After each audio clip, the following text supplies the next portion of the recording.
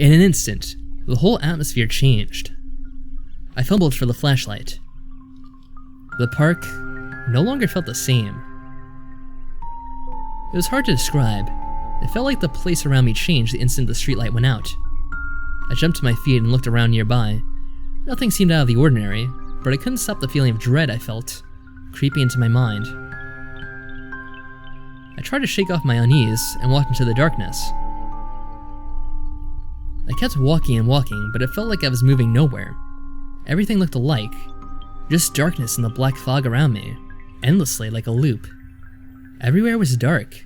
All the light had vanished. The only thing I could think of was that the power had been lost. Uh-oh. Well, that's not good if the whole lights have gone off. Did something happen at the power plant? Or maybe the power lines? I shot my flashlight up to try and get a look at them, but from my low angle, everything appeared normal. I jumped. Did I just see what I thought I saw? I shook my head trying to erase the image. It was just a combination of the darkness and my mind playing tricks. Purple eyes. It's just strange.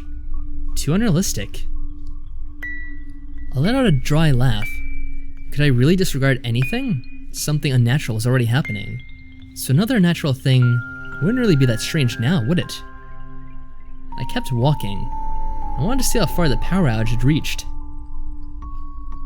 My mind began to wander as I kept walking. I had nothing to do but think about things, since my eyes saw nothing no matter where they looked.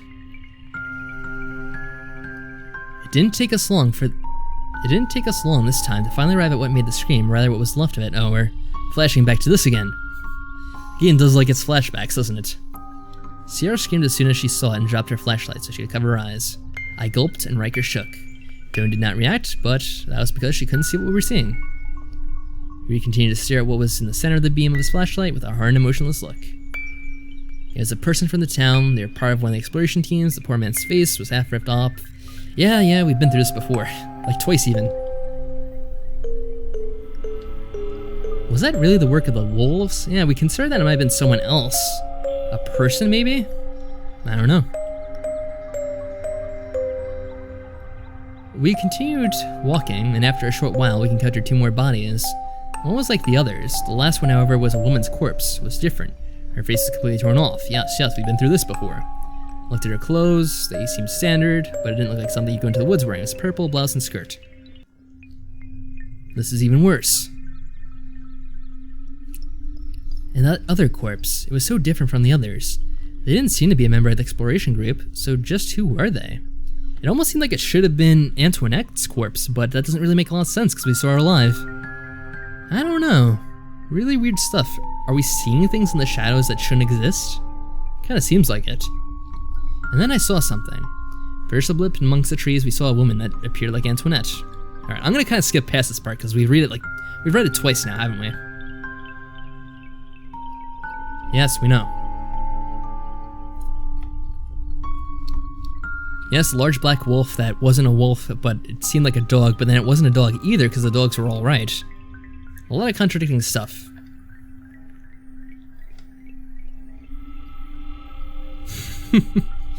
Oh goodness, a little bit too much with the recaps, I have to say. It gets a bit annoying, because we just played this not too long ago, like what, maybe an hour ago at most? I can remember what happened.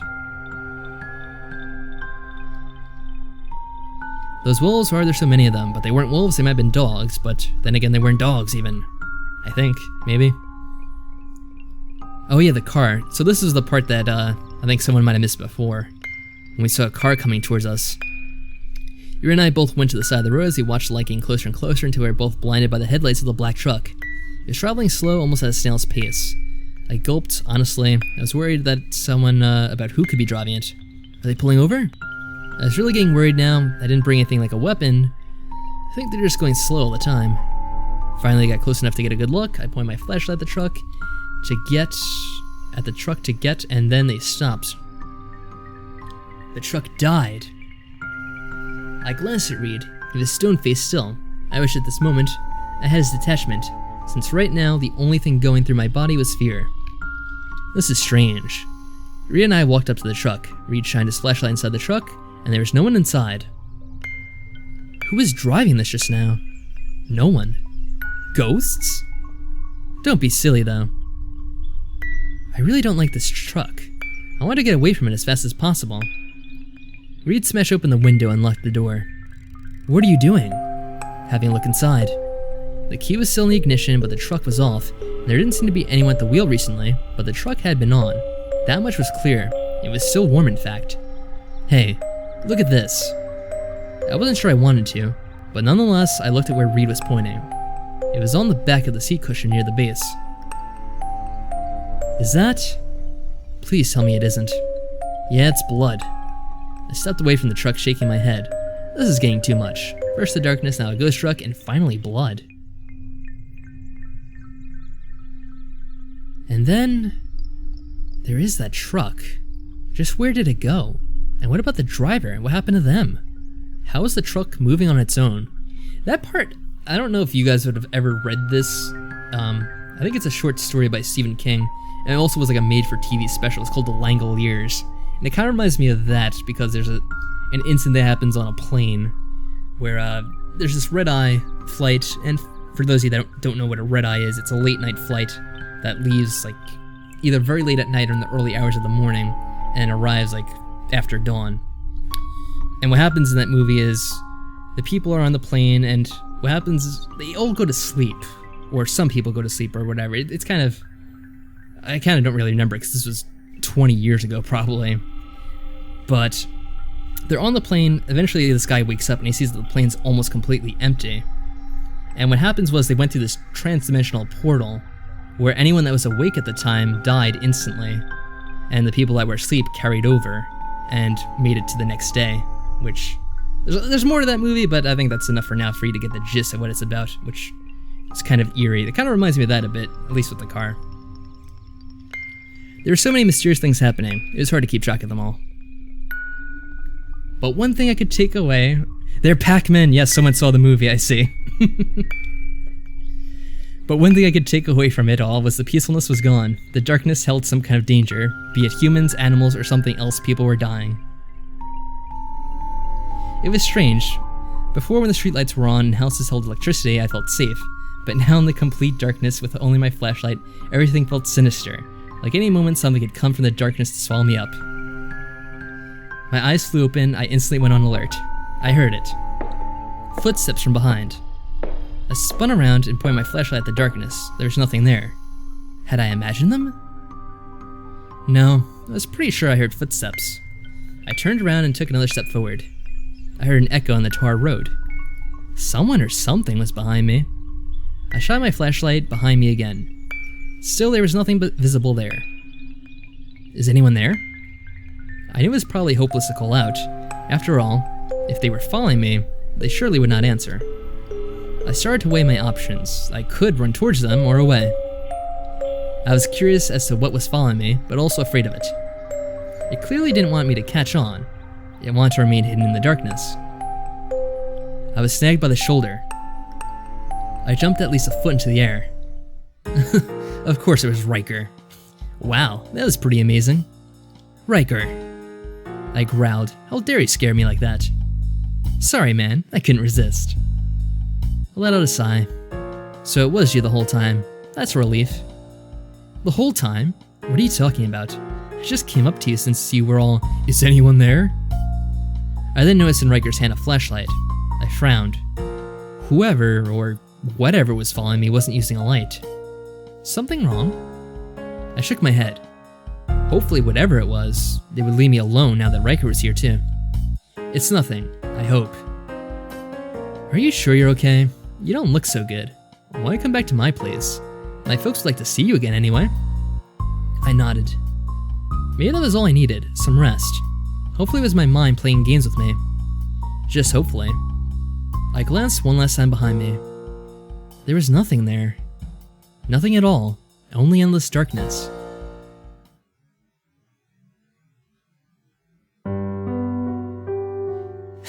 Yeah, and Riker's mom isn't gonna have a sprite either, I don't think. It is so nice to see you again, Evan. Riker's family has always been welcoming to me, and before I even said anything, they offered to have me stay the night, without much room for choice. Night. That felt funny to think about. Every time was night. The night we talked about now is just a relic of the past, that we used to determine when we slept. You were just about to eat. Pull up a chair. Riker's dad pointed to the table that was set, and he set the lantern his hands down on it. I nodded my thanks as Riker's mom got out another plate. Yeah, I'm sitting next to Evan.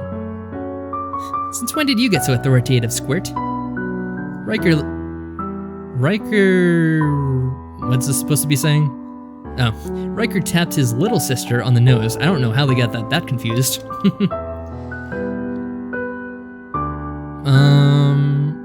Why is... Okay, Holly is the sister. Okay, I was getting a bit confused there. Mom, Riker's being mean to me and calling me names again. Holly ran behind me and glared at her brother. Riker, be nice to your sister.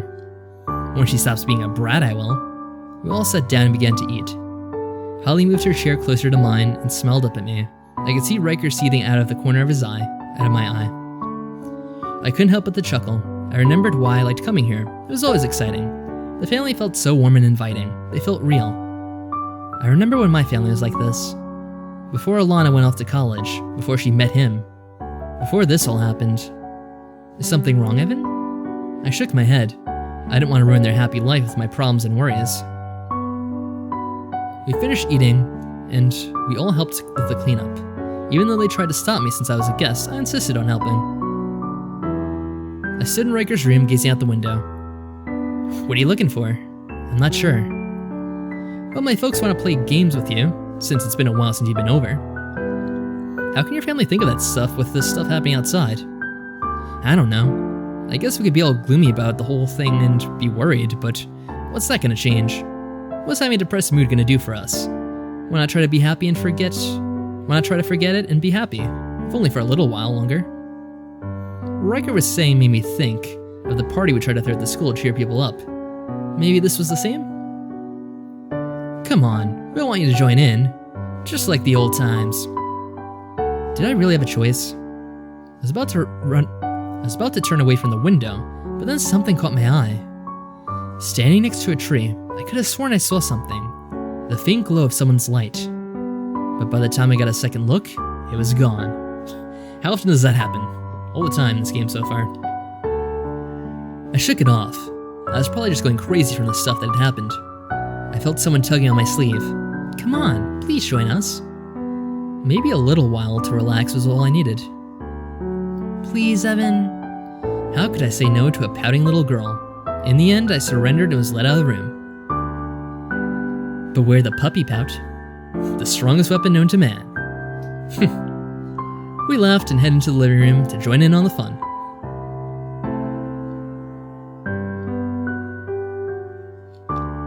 I laid in Riker's room, staring up at the ceiling. I felt so much better after laughing and just enjoying myself for a few hours. It made me forget my problems for the time being. It had been a while since I had some lighthearted fun. I glanced over at Riker, who was sleeping on the floor. I was really thankful to him. He probably noticed I needed some cheering up, and that's why he brought me back to his home. I was lucky to have a friend like him. Things were going to be okay. I'm going to believe that. I felt someone poke me, and then a body pressed against my own as she scooted into the bed right next to me. Hi, Holly said in an excited whisper. Can I sleep here? I thought I saw something scary. I nodded, not that she could see. Thanks, Evan. I wish you were my brother instead. I chuckled a little. I knew despite all the arguments I got into, Riker loved his little sister, so he'd be ticked off to hear her say something like that. He'd probably tell me to stay away from her. I really like when you stay over. I enjoyed myself too. That's good. You looked sad before. Was I really that easy to read? Did I not have any kind of poker face? What was the matter? You can tell me. I'm good at keeping secrets. I've never told anyone that my best friend Heather is still wetting the bed. Except for me just now. I couldn't help but laugh a little. See, I'm good at keeping them.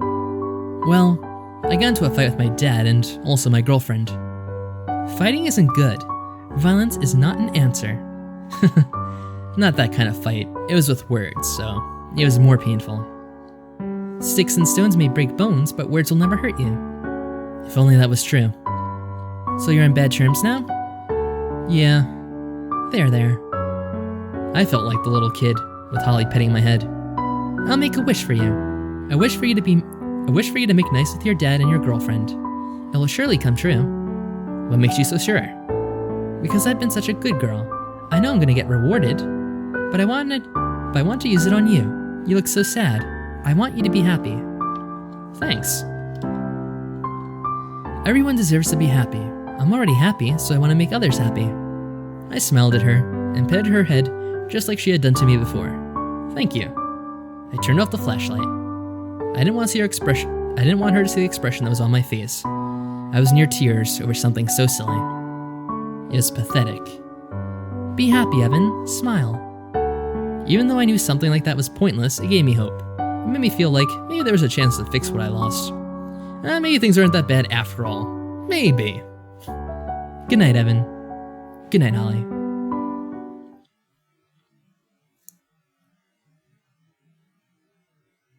Help me. Save me. Brother. I felt something on my neck. My eyes flew open. It was hard to breathe. Someone was choking me. I could feel their hands around my neck. I tried to grab them and push off, but they were so strong. My hands hurt grabbing them. It was getting hard to stay focused. I was losing all my strength. I couldn't make them let go. They were too strong. I needed to do something. Quick! I tried to shake them off. It was like they were all around me, holding me in place. Were there multiple assailants? I needed to free myself. Something, anything. I need to gain the upper hand somehow. It was so hard to think with their hands pressed against my throat. I tried to shake them off again. It was the only thing I could think of. I used my feet to press up against their body that was holding me in place. They made no noise or sign of any weakening. They were too strong. In this darkness, I couldn't see a thing. I was getting murdered by some unknown person, and I can't even fight back. I'm so pathetic. Dad, I'm sorry. I wanted to earn your trust back, but I wanted to return to how we used to be. I'm sorry.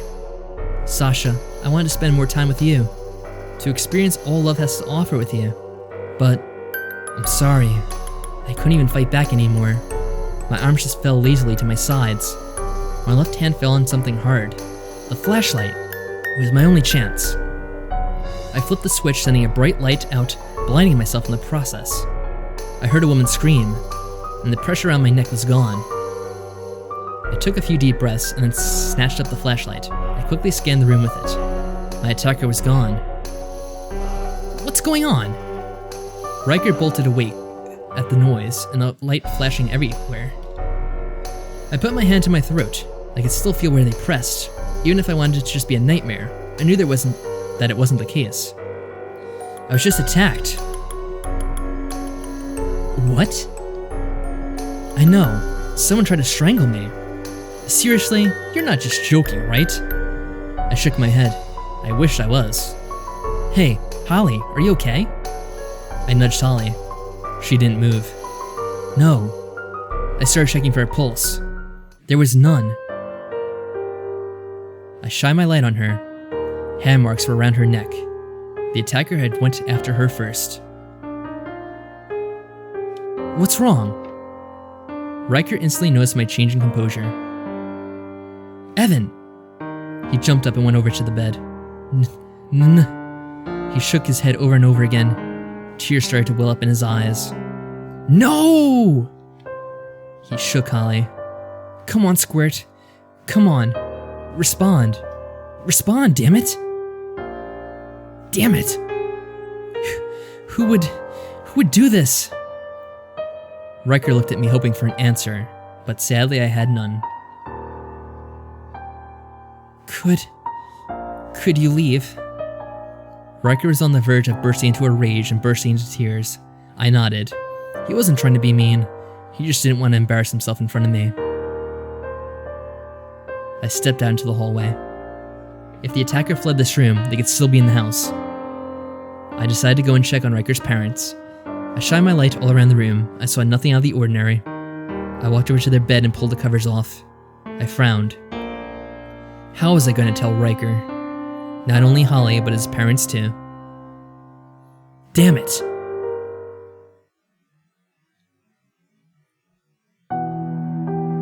That night became known as the Reaper's Night.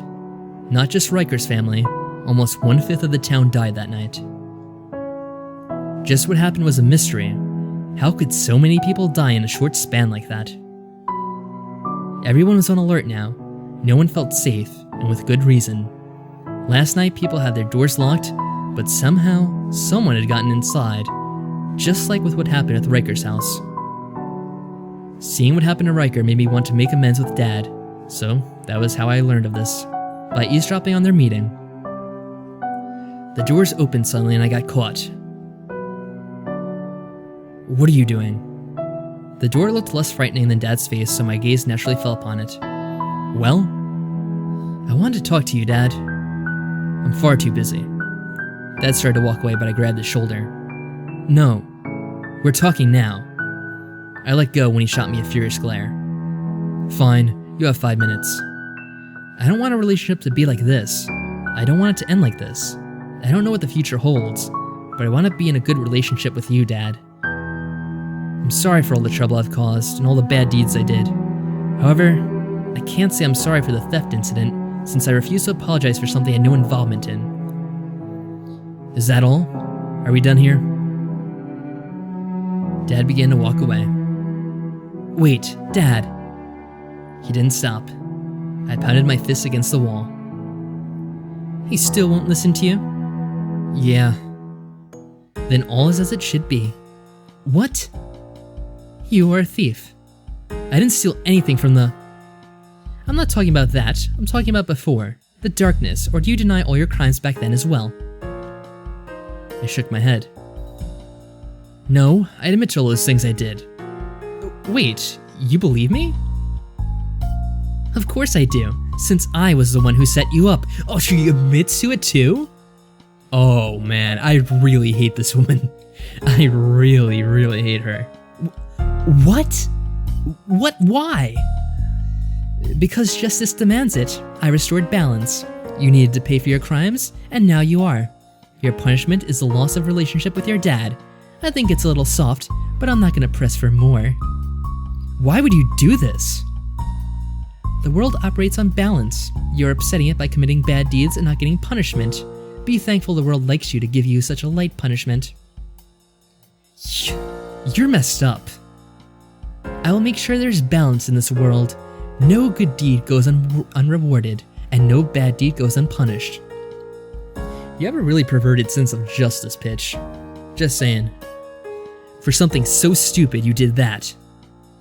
It must be nice to only think of yourself. The way I see it, you're only pushing your ideals on everyone else. That's exactly what she's doing. She laughed. I don't have to answer to you, a criminal such as yourself. So you're gonna get in the way if I try to make up with my dad? What you do from now on is not my concern, unless you commit a bad deed. And with that, she walked away. I wasn't gonna give up. I was gonna fix things with Dad.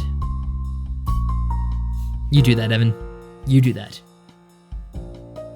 I walked down the street following Dad. I didn't care what he thought of it. I was gonna stick to him.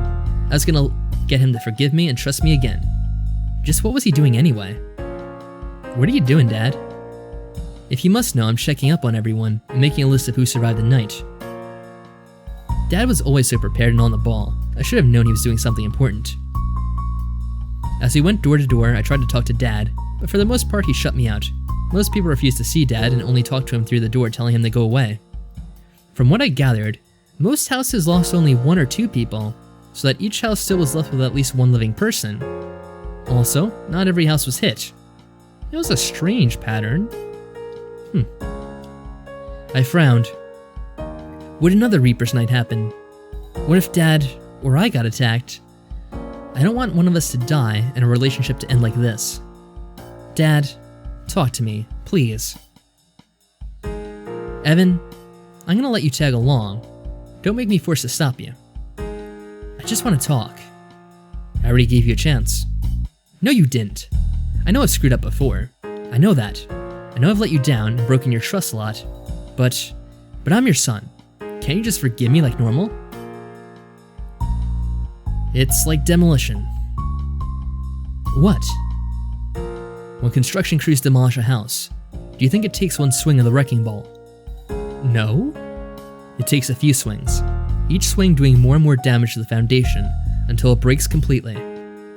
So what you're saying is, each time I've broken your trust, I've been destroying the foundation of our relationship. But a house can be rebuilt. So maybe I can't fix it, but I can rebuild it. I destroyed it, so I'll be the one to build it again. We continued going door to door checking up on people, until we came to Sierra's house. I gulped as Dad knocked on the door. I hoped she was okay. She opened the door, but she didn't look very good. Hello? Do you need something? Sierra, are you okay?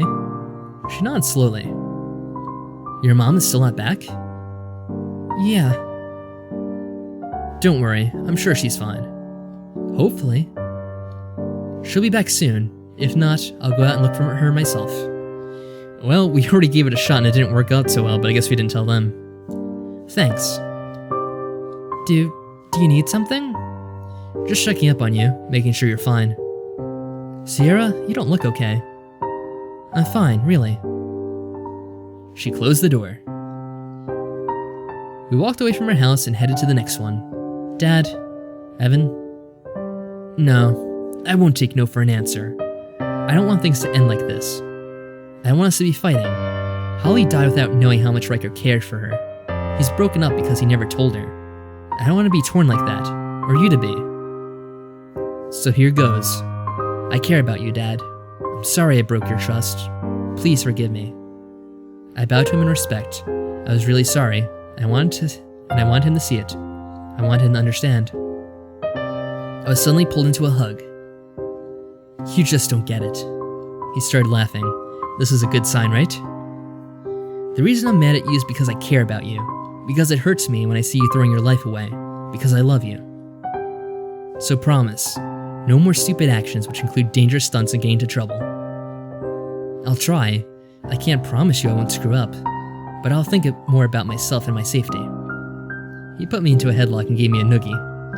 Aww, back to Dad of the Year again. Keeps on going back and forth. Good enough, I suppose. Dad, stop. I love you, son. Dad let go of me and hugged me again. I don't want anything bad to happen to you. I feel the same, Dad. I smiled. I had managed to fix things with Dad, and it gave me some hope. Alright, I'll retract your restrictions a little. I'll give you the freedom you want, so go off and do whatever you want. I think I'm good here. I'm good right here spending time with my dad. Will he finally learn this time? Maybe he will. We'll have to see.